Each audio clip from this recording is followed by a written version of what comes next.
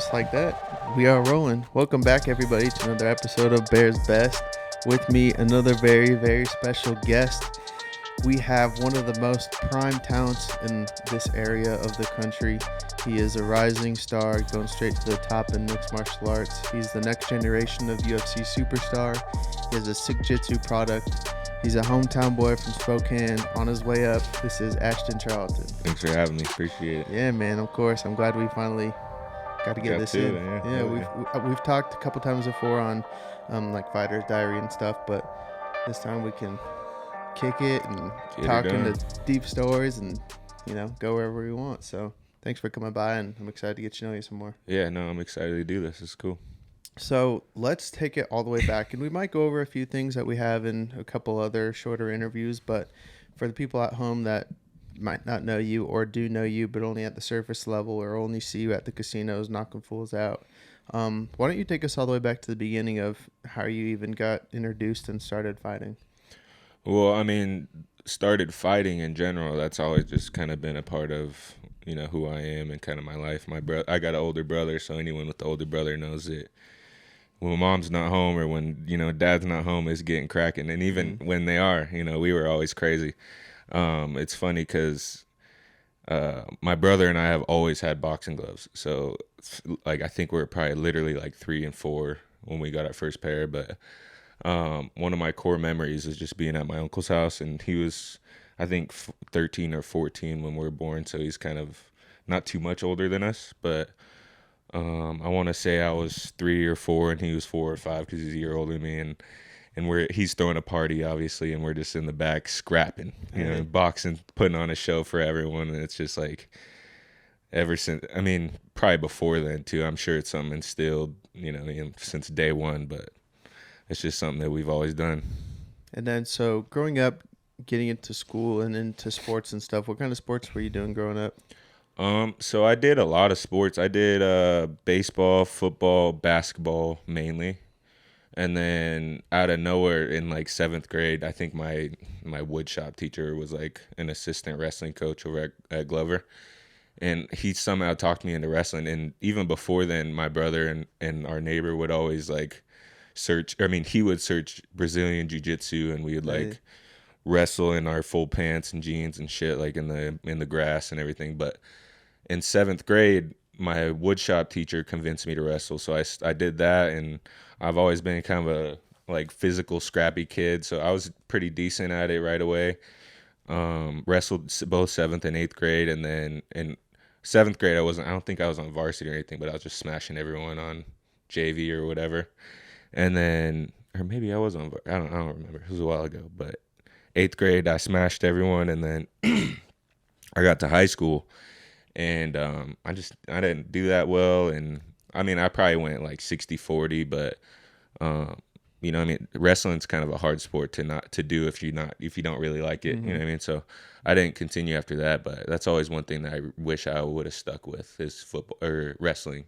But the flip side to that is I like super bought into football after that, because like we had like a program change or something my sophomore year, so new coach came in and kind of new culture, and it really taught me how to buy into a sport. You know what I mean? And that's something I bought into, and I watched myself grind and work hard and not be good at, and eventually get good and work my way, not to the top, but I mean, I was a dog on the field. I was one of the, main dudes on the team, and that's really when that turning point happens, when I was learning how to grind.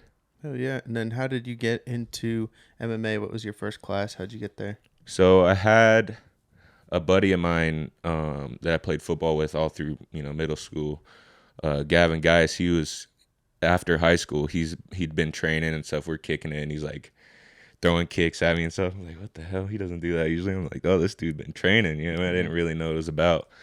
And then, but even before then, I always wanted to get into boxing, or I was even looking at like Krav Maga, because I really was just lost on how to get involved in combat sports. But when Gavin had his first fight, it was like an outdoor event, and it was like on my girlfriend's birthday, and it was like perfect. So we all just went and watched, and had some beers and had a bunch of fun at Rick's show. And I remember just watching. I'm like, because I've always been the dude with boxing gloves. We've always boxed at all my birthday parties and all the parties and stuff. And I just remember thinking, like, damn, I could do this. For sure I could do this. Like, football practice, I'm throwing kicks. I'm always doing all that. We're watching karate movies. You know, and I knew I could do it. So I was like, yeah, I want to try this. This is something I can do. Finally, I found something that I can start getting into fighting and, you know, kind of that combat aspect of it. And then literally the next day I went to, or maybe it might have been Monday because Saturday, Monday. But the next chance I got, I went to practice with Gavin. And it was actually because he was leaving for college. So it was his very last day. So his last day was my first day. So I feel, and even like his last day there, it's not like we were training together. You know what I mean? He had his partners that he'd been training with. So I just kind of tagged along. And yeah, it was weird because I already knew I could fight. But training that first day, it was weird going from like learning how to train. You know what I mean? Everyone could throw a punch, but, well, not everyone, but most people could throw a punch. But learning how to block and kind of how to roll and just things like that, it was weird. How did you like the atmosphere of fighting and having like that team showing up to practice at fighting compared to like having your team on the field for football and something like that?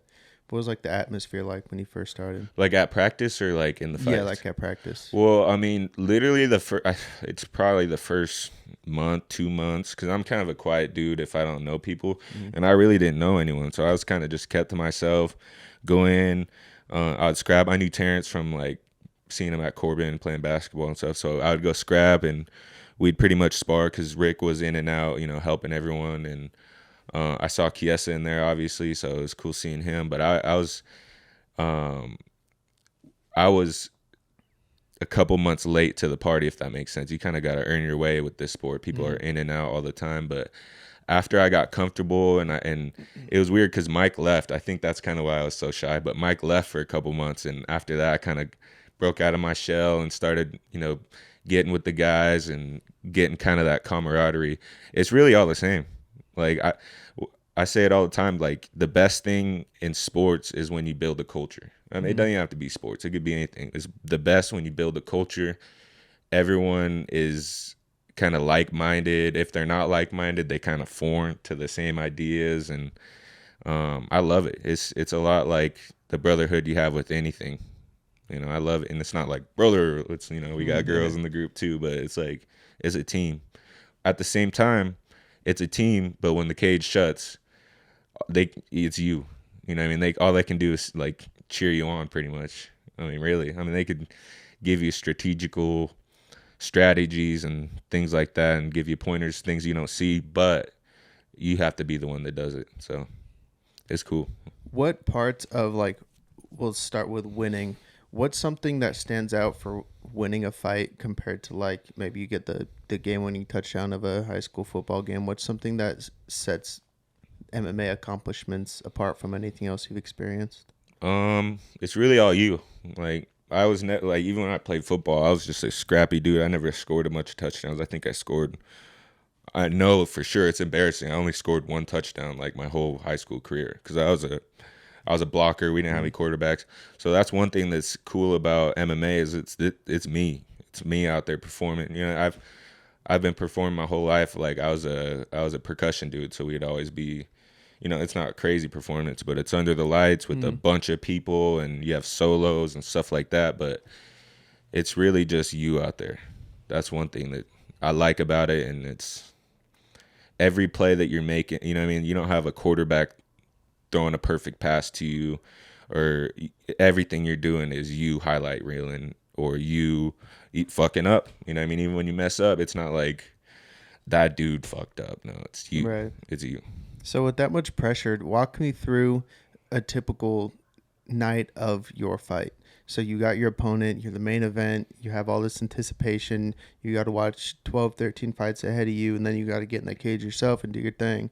Walk me through like getting to the arena to getting your hand raised at the end of the fight, and give me those emotions and paint a picture for us. Well, it's weird because, like you said, we're a team. So it's like and when I started this sport, it's not like I just started and jumped in and like, it's just me. It's me, my brother does it. Some of my best friends have fought before. So it's like, and even the dudes that are on the team have become my best friends. You know what I mean? So anytime someone else is fighting, it's like, it's kind of a weird middle because most of my fights have been on like Rick's cards or something like that. So it's like, I watch my teammates fight and I help them warm up and all that stuff. But at the same time, you have to be thinking about your fight. You know what I mean? So I like to listen to music. And so back to your question that kind of explained the day, I'll get there. I like to get there like right when the fights are starting, just because our guys usually aren't till like the middle-ish if we're fighting on there. But I like to get there and kind of just chill. The first time I fought, I got hopped in the cage because I'd never been in a cage before. So I hopped in the cage. But I usually just kind of try and stay chill as much as I can until that moment, because you have to turn on, I mean, you don't have to, but a lot of people turn on that kind of that focus, you know what I mean? That you try to get in the zone, and you can't do it too early. You got to time it right. So I try to help everyone around me as best as I can, but at the same time focus on myself and my fight. Yeah. Do you think that it kind of is beneficial for you right now in the position where you are and fighting on Rick Little's cards to have so much of your team around you so you can distract yourself a little bit by helping them warm up instead of like getting caught up in just your fight alone? Or are you kind of looking forward to going to that next level where it's just you, your coach, your corner, and it's 100% focused on you? Well, I fought on a out of town card, and when you fight on out of town card, it's kind of like that. So I've seen both already, but in my vision, you know what I mean, this is an individual sport. You know what I mean? There's no counter to that. It's individual sport, but the team that I'm with, I see us all in the big show. You know what I mean? I see us in the big show fighting, just like Izzy and his team. You know what I mean? I see us fighting back to back, and you know what I mean, getting these dubs and fighting. So it's kind of like trying to almost do the practice runs first. That's kind of how I see it. Okay, that's a good attitude. Yeah, you and Brady, same UFC fight night. That would be nasty. I could see that coming right down It's the coming. pipeline. It's coming. Yeah, no, it's coming. And then we just need, I mean, this sport is a marathon, not a sprint, but it would be fucking sick if it was everyone from Sik on a card one day. It You know what I really mean? could happen, and It it'd could. be great fights. And it would be fucking sick, and we'd all sell it. Sik It would be versus the sold world. out. Yeah. Damn. It would be sick. So, I mean, hopefully that happens, but We're getting you new know, arenas in Spokane. It could happen. yeah, you never know. And yeah, for real, maybe Seattle or something. I've heard they've done fights out there before. I think they've done one out there. Really? It was like Let's do two. 10, 15 years ago, but Let's do another. dude, it would be crazy. I've never been to a UFC fight still, so something like Seattle would be a good motivation for me to get You out gotta there. go for sure. I know it. What's crazy though is so I've been to the Apex, of course, and that's as a spectator, that's the best place It's to the watch most a fight. raw and intimate. You're just right there. It's like being a ref almost, you know, or like in the corner. You're just right there, and there's like not a bunch of people, drunk bastards yelling and shit. So it's like They're all invested and real fans. exactly. One thing that we go to these big shows and we watch the fights, and it's great. But one thing that going to those made me realize is how much we need casuals. You know what I mean? Like we need people that don't understand the sport and that love it though. You know what I mean? Like I remember me and Brady watching the fights, and there's people behind us or next to us or in front of us yelling at the wrong times, yelling the wrong stuff. And I remember just getting pissed. I'm like, what are you doing? And then something clicked. I'm like, that dude bought front row tickets. I'm like, damn, we need that dude. I'm like, if that dude was cheering me on, I wouldn't be pissed. So Right. What's your favorite like reactions from a crowd like that? Like why do you think they are so important to casuals versus like just people that would go up to the Apex Center and be there for the raw and intimate moment? I think it's this is a business. You need people buying. If you think about, it's hard to say though, because if you think about like NFL or MLB, they got season ticket buyers. You know what I mean? They got people that are going to every game. So those people are casual. So I don't know, honestly. I know it's significant that it's a fun event. So having a bunch of people that, especially when you experience it for it'll never not be fun for me, you know what I Yeah. mean? But I remember like the first couple times, it's like, holy shit. Me and my brother, we went out to Texas. That was my first time ever being at a fight, and we bought kind of cheap tickets, like mid-level nosebleeds. And I remember just walking in and seeing the cage for the first time. We walked past Chael Sonnen. I was like, Damn. holy shit. But it's really just like, especially when you get those big stadiums, and you know, a casual usually won't buy a pay-per-view unless it's like Conor McGregor, like Izzy, or like in a couple years Ashton or something like Hey. that. But they're not gonna buy a pay-per-view. They're gonna go to a bar or something like that. So I think that I'm kind of even losing the question on where I was going with it, but Okay, it's well, definitely important having both people with it. yeah. You know what I mean? Like we need people that are gonna drink a bunch of beer and fucking go crazy and yell to twist his dick or whatever they yell. So we Classic. need both. So your next fight is going to be May 19th at Northern Quest. Do you have an opponent lined up so far that you know of? Yeah, I just got the news today. We got a 5-3 dude out of Montana. Okay. He's a I mean, everyone in this sport's a scrappy dude, but he's a scrappy wrestler. He's aggressive, I guess. So I'm gonna show him what's up. What are your plans? How's this fight going to end up? Me winning. I'm winning this fight. I mean, I don't know if I'm. It's kind of a weird thing. I don't want to give away my plans, but it's like I don't know if I want. I'm a finisher. You know what I mean? I go out. I'm a fighter. I go out there to fight and to mess this dude up. You know what I mean? I'll go out there to point fight, but I'm good at that too. I'm good. I'm a mixed martial artist. You know what I mean? I started in this gym, and we're a grappling gym, but I'm a striker, or I'm. You know what I mean? It's weird because I'm a striker, but I'm really not anything anymore. You know what I mean? My base is MMA, so if this dude wants to wrestle, I'm gonna out wrestle him. If this dude wants to strike, I'm gonna out strike him. If he wants to grapple, I'm gonna out grapple him. I'm gonna just do me and fight where the fight goes. Oh yeah, there really is a new generation and a new approach to mixed martial arts than there was 10 years ago. It was even, just 10 years ago, it was the kickboxer versus the wrestler. But now it's like these young cats like you are just I don't fly no phenomenal at more. everything. Yeah, it doesn't fly anymore. I mean, like it depends though, because you get a really good wrestler. That it's like there's MMA is mixed martial arts. There's a bunch. There's boxing, kickboxing, just like you said, boxing, kickboxing, wrestling, jiu-jitsu, judo. There's a bunch of them. So it's like wrestling is probably one of the most important, and there's importance to non-important ones. When you're really good at the important stuff, I mean, it's a problem for sure. But Like building blocks in the bottom of the pyramid type thing. exactly. But when you're good at the good stuff, and you're good at the little stuff, and you're good at the stuff that doesn't matter, it's like Bruce Lee. You know what I mean? You take what works for you and you throw the rest away. Who's your favorite fighter right now that you're kind of looking up to, or if anybody that you're molding your career after that's set a path that you like?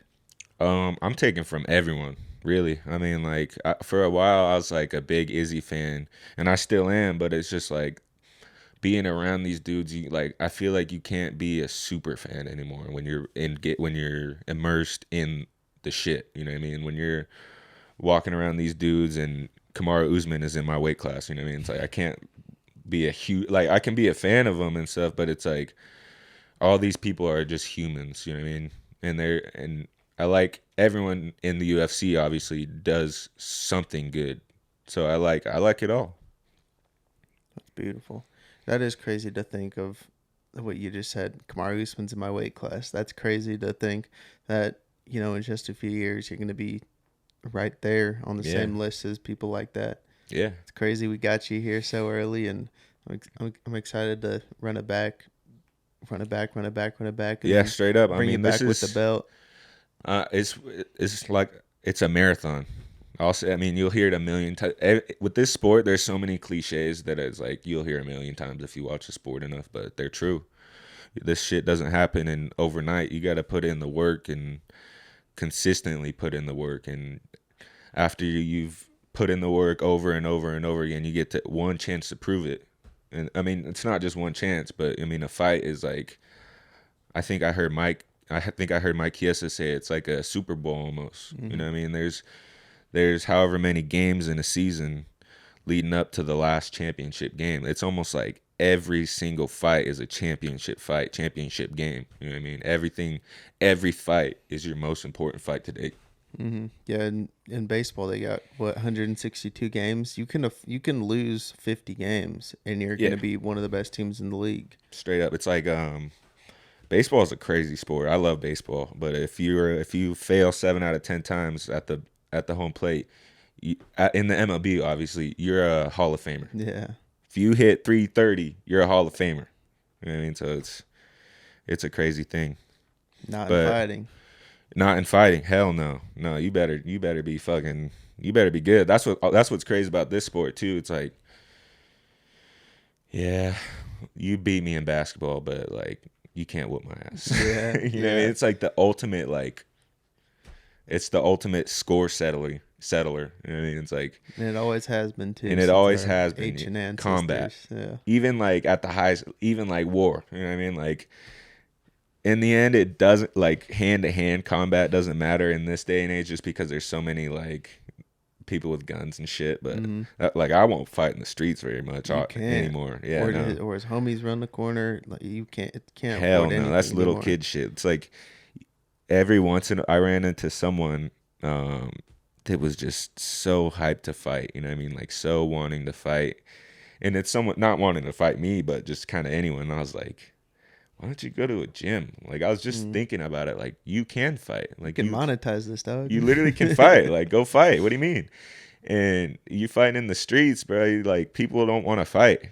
Like even I don't want to fight in the streets. You know what I mean? Like Second Amendment. I wouldn't want to do that either. But I would rather not fight because you don't know what's gonna happen in the streets. You know what's gonna happen in the cage. You know what I mean? But on the streets, I got my fighting days in the streets are behind me. Yeah. Hopefully. You know what I mean? I'll handle mine if I have to, but what makes Sik Jitsu different from every other gym in the world?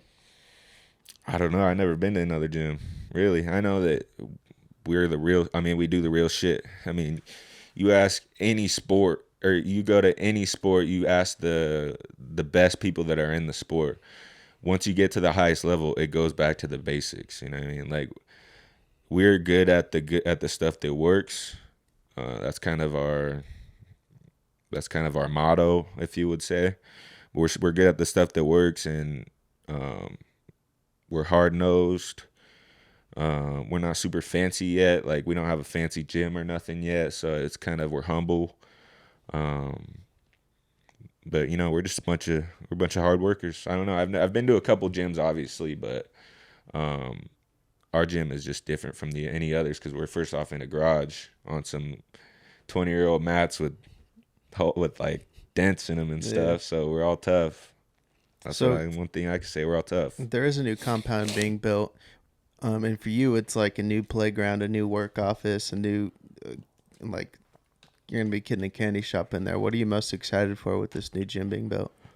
Having a cage to work in. Like I mean, it's whole different being like just your movement and I mean we have space set out that's similar to cage size, but it'll be nice to be able to spar in a cage and hit mitts in a cage and sometimes maybe grapple on the cage even though that shit hurts. Yeah. But yeah, that's one thing I'm looking forward to. I know there's gonna be a whole bunch of new faces in there, so that's one thing I don't know if I like yet. It'll be nice to have more bodies. Hopefully attract some people that are not involved with the sport. That's one thing that I'm excited about, and that's cool about this sport is there's so many different forms of people that are successful in the sport. You know what I mean? There's no formula. You don't have to be a football player. You don't have to be a wrestler. You could be some fucking lawyer that started when he was 20 or something. Who knows? It's kind of a weird sport. Yeah. I think a bunch of the people that are very successful in the UFC right now were late bloomers that were just picked it up and fucking ran with it. Yeah. A lot of them. I think that's how Izzy was, right? Yeah, that's what I was thinking of in particularly. Yep. Shit, I started this, I think my first fight was when I was 19. I mean, that's not too late, but it's not super early.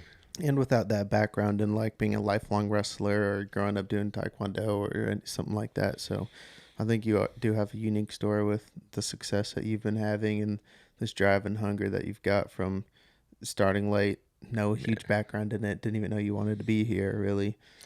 It's crazy though, because if you go, I mean, most people know they know me, know I'm a fighter now. But if you go, I guarantee if he went up to someone from my past that didn't know and was like, "Yeah, Ashton's fighting now," they'd be like, "Oh, duh." Of Like course. that's perfect for him. You know what I Just mean? a It's not like, scrappy young boy. yeah, I've always been a scrapper, and just everything about me is a battle. You know what I mean? Like, and that's it hasn't always been a good thing. You know, when I was a kid, I used to get in a lot of trouble and a lot of fights and shit, and it's like it's nice because I got all that out of my system. Like people, like sometimes people think I'm mean now, like just because of the way I look, and it's like nah. Like I used to be way more mean. I feel like I'm a pretty nice guy. Yeah. Now you have a way to get rid of all the stuff built up. Yeah, yeah. What did your parents think when you first got into fighting?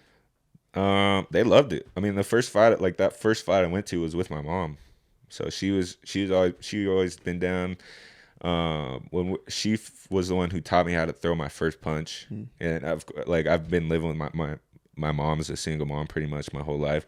So she's always been a ass kicker. I've seen her fight a dude multiple Whoa. times and win. And it's like Dang. that's not a good thing, but like she was an ass kicker. So we just kind of picked that up from her. And even one of my like when we used to live in Alaska, I remember she got us boxing gloves, and everyone knows Muhammad Ali, Mike Tyson, but I didn't really know who Mike Tyson was yet. And me and Canyon would always box before bed, and it was like 4-year-olds boxing, doesn't matter. You're not getting hit that hard, but I remember she would always set him up as Muhammad Ali and me up as Mike Tyson. I was like, why can't I be Muhammad Ali? She's like, because you're mean.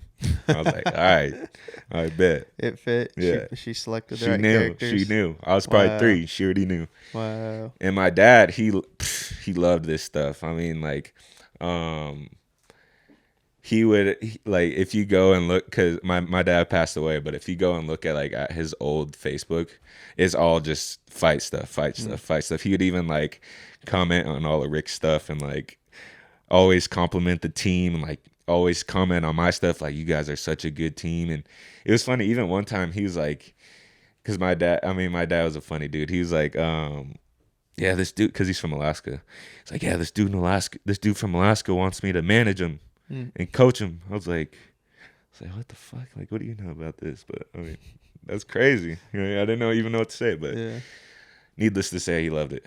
Yeah. Well, that's great. Having that support system is clutch for anything you're doing. It is, for because sure. if like my mom hated me fighting, and so when I would see her cage side when I'm about to fight, that's like all I can think of is Like, oh fuck, shit. my mom hates this. I can't get beat up, and like she's gonna like I'm worried about her stressing out more than I'm worrying about the damn fight.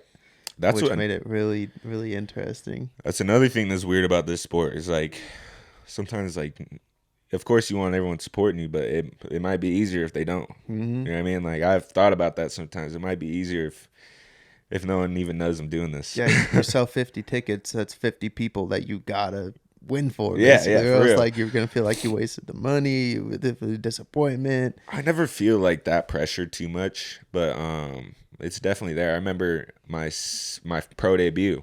Literally like everyone's there. They made this hype video too before, and it was like they had the UFC the same dude that did the UFC highlight videos for Mike come and do the video, so I felt all official. And I got everyone there, and then my dude showed up drunk. Like, Oh shit. he literally like showed up saying he didn't feel good, but I was like, this dude is drunk or something. You know what I mean, or something. And so I was running around before my fight, like, holy shit! Like I got all these people here. And tickets aren't cheap because it's a good show, and I'm not even gonna fight. So I was like starting to stress, and we actually found a fight, and it was nice because the dude I was gonna fight originally was not a real pro, you know. And but the dude that we found instead was a real pro. He had like 15 fights or something as a pro, or maybe 10 or 12 or something like that, over 10.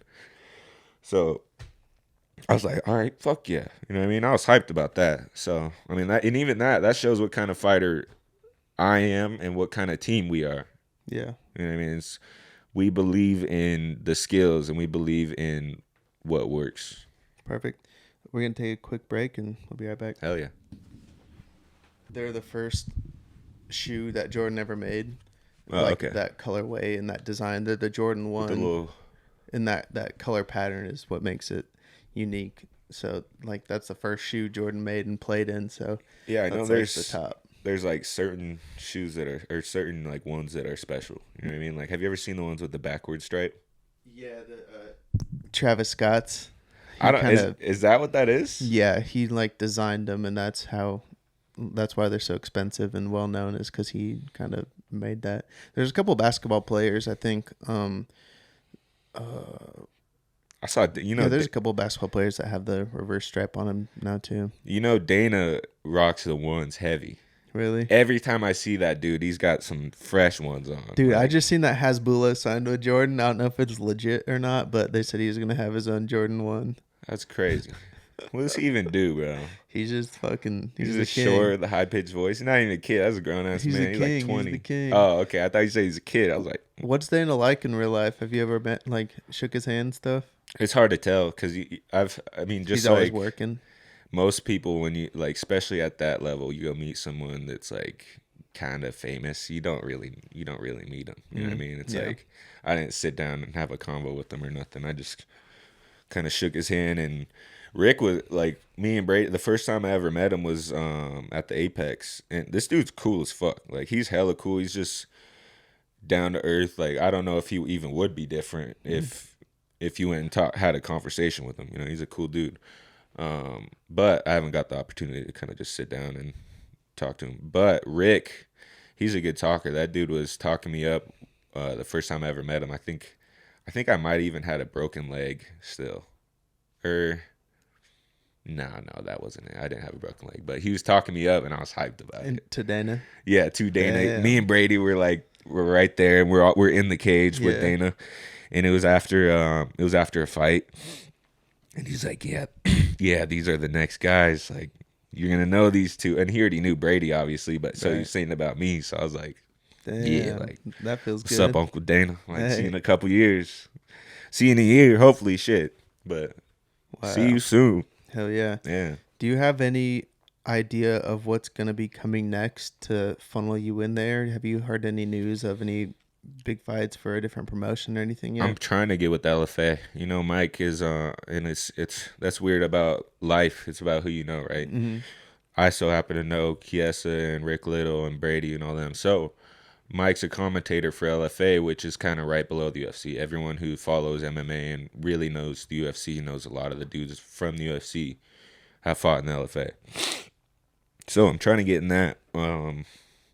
But I'm taking every opportunity I get. You know what I mean? It's like I've been fighting pro since 2021, so that's 2 years, and I already have like 6 fights. Yeah. So, and I don't even think it's been a full 2 years. Like, I think it'll be 2 years in October is when I turn pro. So I'm just trying to stay busy. I'm trying to build my record and just get the right opportunities and take advantage of them when they're there. Hell yeah. Yeah. And the cool thing about fighting is your chance could come any day. You know, if somebody backs out for a fight, they need somebody. You get the phone call, you fly out, win the fight, boom. There's the next step right there. Yeah, that's also, this sport is like, it's a marathon, but it can change in one day. Yeah. It's like, I watched Brady fight my first amateur fight, we both fought on the same card. I literally wore his gloves. Nice. And I watched him get into, like, I remember the talks like, yeah, he might be on the Ultimate Fighter. And it's like, I'm skeptical of everything. I believe in the team. I believe in everyone. I believe in his skills. I believe in my coach and what he says. But I was like, oh, okay, like, that's right. You know, he might get on the Ultimate Fighter. You never know. And then it happens. And I was like, holy shit. Like, it happened like right away, like within a week, like he was gone. I was like, holy shit, this dude's gone. And then it felt like he was gone forever, but I think he was only gone for like a month or so, or like a little over a month, maybe 6 weeks. And then he's back, and it's like, we're getting ready for the last fight. We're getting ready for the finale. Damn. And then I go with him, and that was my first taste of the kind of UFC experience is with Brady. And it's like, we're all right there. It's cool to feel it with him. It's not like I'm there trying to put the focus on me or nothing, but it's cool to be there in the passenger seat. Like, Right. I could drive this car. You know what I mean? Like, I could do this for sure, Mm-hmm. and I'm gonna do it. You know what I mean? It's not like I can't do this. It's not like that. It's like I'm doing this. Do you feel any sort of pressure being surrounded by these UFC vets and Brady on his way to the top, or do you feel like you're right where you should be and you're taking control of this and you're ready for it and you're just in the perfect position to get where you want to be? It's both. I mean, if you're saying you don't feel pressure, you're lying. You know what I mean? This is a pressure sport. I feel it and I love it. You know what I mean? But it's nice having all of these resources around, like, and all of these people to look up to and learn from around, and they do it. You know what I mean? It's like Mike's ranked. I think he was ranked like 6th or something at one point. You know what I mean? And I think he's ranked whatever. It doesn't matter, but best in the world at what I'm trying to do, at what I'm gonna do. And it's not like he's my teammate. Like, he's like one of my coaches pretty much. I mean, we all coach each other, but like he's right there with us on the ride. So it's sick. I love it. I love this sport. It's crazy. This sport reached out and just grabbed me. Yeah. Yeah, it's crazy. What's your favorite moment inside the cage that you've had so far? They're all so special. I don't know. Maybe when we went out to Vegas. So we went out to Vegas for my second pro fight. We're out there training the Ultimate Fighter. So we were on season 30 helping the Ultimate Fighter out because Juliana Pena was a coach. But it was awesome fighting, and you know, that was kind of a bigger show. It was on the UFC Fight Pass, so it was awesome getting a highlight reel in front of everyone. And at that show, there was so many UFC people. It was like, and we've been at the PI for like a month, so it's like I see the people, I know them, and the next day getting like all the props and shit from, you know, the people walking around the UFC. It was just sick. It was just like, yep, this is dope. Yeah, you're getting thrusted into some amazing opportunities, and making the most of it's a whole nother deal. Like, it's one thing to get lucky and be in your position for success, but to actually succeed on these opportunities is even a level above everybody else. Yeah, no, it's just got to keep doing it. That's one thing that's like, what have you done for me lately? It's always been like that. It's always gonna be like that with this sport, and I love that part too, because it keeps you on your toes. You know what I mean? It's like you could go knock someone out and fucking sit on the couch for 2 years and you're no one. Right. You know what I mean? Yeah. And that's how it should be. Mm-hmm. You know, with your job, you don't get paid on the money you made last month. You get paid on what you do right now. Yep. So, I mean, if you're at the right job, at least. Yeah, it should be that way. Yeah. I think that's about it for the stuff I wanted to cover. Do you have anything else that you wanted to get out into the world? Nothing I can really think of. I mean, this is gonna be a long road, and if you're there to support me, I love you. If you're not, you'll see me at the big show. You know what I mean? And yeah, I don't know. Thank you for all my supporters. Shout out the Yard Barber. Hit up Cliff if you want some cuts. Shout out Legacy Billiards. Go shoot some pool. Go get some CBD from CBD Spokane. Shout out Mark Schultz at SNS Coding. Go get you a shirt. Shout out my gym. Shout out Elijah. There's endless supporters with this thing. You know what I mean? I love all of this. Everything that this game has to bring. You know, I'm ready for it, and I love it. And I'm going into this with open arms, open mind, and closed fist. There you go. Yeah. Well, I love it, man. You're a walking highlight reel. You're a great speaker. You're a great guy. You're young, and you're a fucking animal. So thank you for giving me your time, and thank you for letting me be part of this journey. I'm excited to watch you grow and watch you shine. You're doing great things. You're going to be a staple in the city, and excited to watch you fight, man. Hell yeah, bro. I'm glad you're here for this ride. It's sick having you. I've seen you.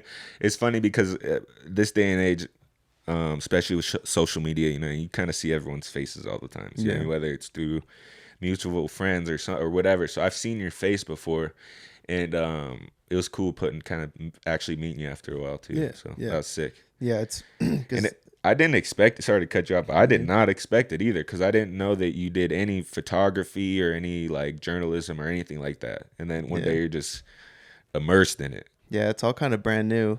Um, I was telling somebody the other day, it's interesting because was trying to be a fighter a long time ago, and so much time has passed. Generations of fighters have come and gone and established themselves, and like a whole lifetime ago before they were doing it, I did it and was done already. And so it's really cool to be kind of stepping back into this world of mixed martial arts, but with this different perspective. And I'm loving it. I'm still getting my fix of fighting and being around guys like you, and it feels good. Feels Yeah, good. for real. I was gonna say, like, people who really love this sport never leave it. Mm-hmm. You know what I mean? And it shows. It's same with me. I'll always be involved in this sport.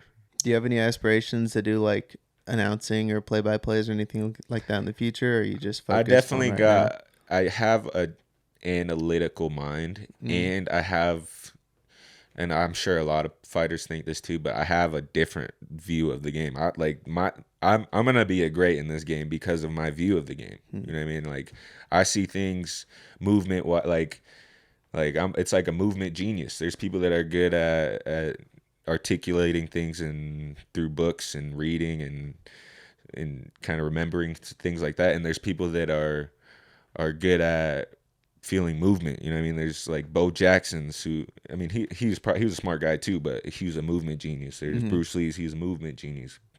I'm one of those. I'm kind of a weird mixture. So yeah, I just love it. Hell yeah, that's a great combo for success, man. Yes, sir. And we're gonna document all of it. Yes, sir. Well, it was great to have you. Thank you for coming by. Thank you. That's it, y'all. Deuces. Fuck yeah. Good shit, man. Yeah, that was